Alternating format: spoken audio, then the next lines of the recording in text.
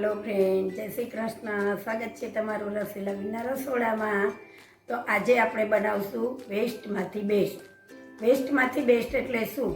तो आपणे आज अहींया मोटा લીંબુ लीधा छे अने ए લીંબુનો मैं रस काढी लीधो छे।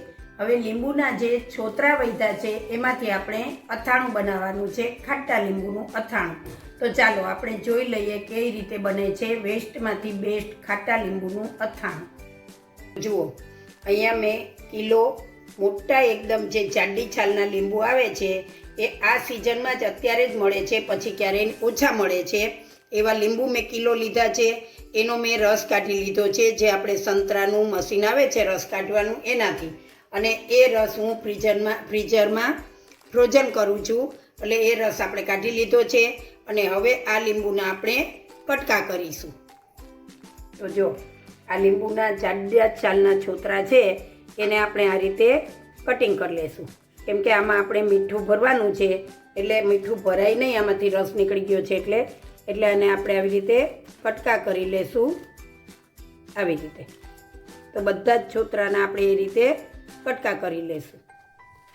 જુઓ, અહીંયા આપણે લીંબુના બધા જ બીયા કાઢી લીધા છે, લગભગ બીયા બધા કાઢી નાખવાના છે અને આ રીતના આપણે કટકા કરી લેશું।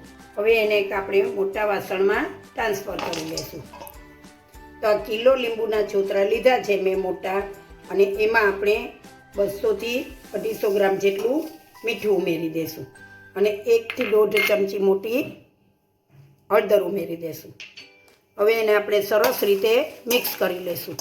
एकदम मीठू और हळदर मिक्स थी जाए त्या सुधी आपणे एने हलावी अने पछी एक एरटाइट डब्बा में भरी लेवानुं छे। बोटल अथवा तो डब्बो तमारी पासे होय, पण आने स्टीलना वासणमां के एल्युमिनियमना वासणमां भरवाना नथी, केम के લીંબુ खटाशवाळा होय छे अने मीठू भेगुं आवे छे तो आपणुं वासणने काणा पाड़ी दे छे। आ रीते मिक्स करी अने पछी एने 2-3 दिवसे ज्यां सुधी सरखुं मिक्स ना थई जाय त्यां सुधी बोटलमां हलावतुं रहेवानुं छे। तो आ रीते हवे आपणे एने एरटाइट डब्बामां बोटलमां भरी देशुं। जुओ, आ रीते आपणे एरटाइट बोटलमां લીંબુના છોતરાને મીઠા અને હળદરવાળા કરીને ભરી દીધા છે। હવે આ છોતરાને આપણે અત્યારે હલાવવાના નથી, આ રીતે ખુલ્લા રહેવા દેવાના છે। આને 2-3 દિવસ પછી એકદમ ઊંચા નીચા કરીને હલાવીને અને પાછા રાખી દેવાના છે। લીંબુમાંથી પાણી નીકળે છે અને મીઠાનું પાણી થાય છે, એટલે અંદર પાણીની અંદર પાણી ભળશે, ખાટું અને ખારું, એટલે આપણું લીંબુનું અથાણું ઓટોમેટિક ગળતું જશે। હવે આ લીંબુના અથાણાને ગળતા લગભગ 1 મહિના જેટલી વાર લાગે છે। તો હું તમને ફરી 1 મહિના પછી આ લીંબુનું અથાણું કેવું બન્યું છે એ તમને બતાવીશ। ત્યાં સુધી આપણે આ બોટલને ઢાંકી અને સ્ટોર કરી દઈએ છીએ અને આપણે એને વ્યવસ્થિત મૂકી દઈએ છીએ। તો આ 1 મહિના પહેલાં મેં જે લીંબુનું અથાણું બતાવ્યું હતું એને આપણે ખોલીને જોઈ લઈએ। આપણું લીંબુ સરસ ગળી ગયા છે। તો જુઓ કેટલા મસ્ત લીંબુ ગળી ગયા છે ને। આ લીંબુનો રસ મેં કાઢી લીધો હતો અને પછી જે જાડા છોતરા વધેલા હતા એને આપણે આ રીતે લીંબુનું અથાણું કરી નાખ્યું। તો જુઓ લાગે છે ને એકદમ ગળેલું, જો સરસ ગળી ગયું છે આ લીંબુનું અથાણું। તો તમે પણ આ રીતે બનાવજો। જે આવા જાડા લીંબુ આવે છે અથાણાના એ અત્યારે આ સિઝનમાં સારી રીતે મળી જાય છે। આ રીતે ગળી જાય છે લીંબુનું અથાણું અને ખાવામાં ખૂબ જ સરસ લાગે છે।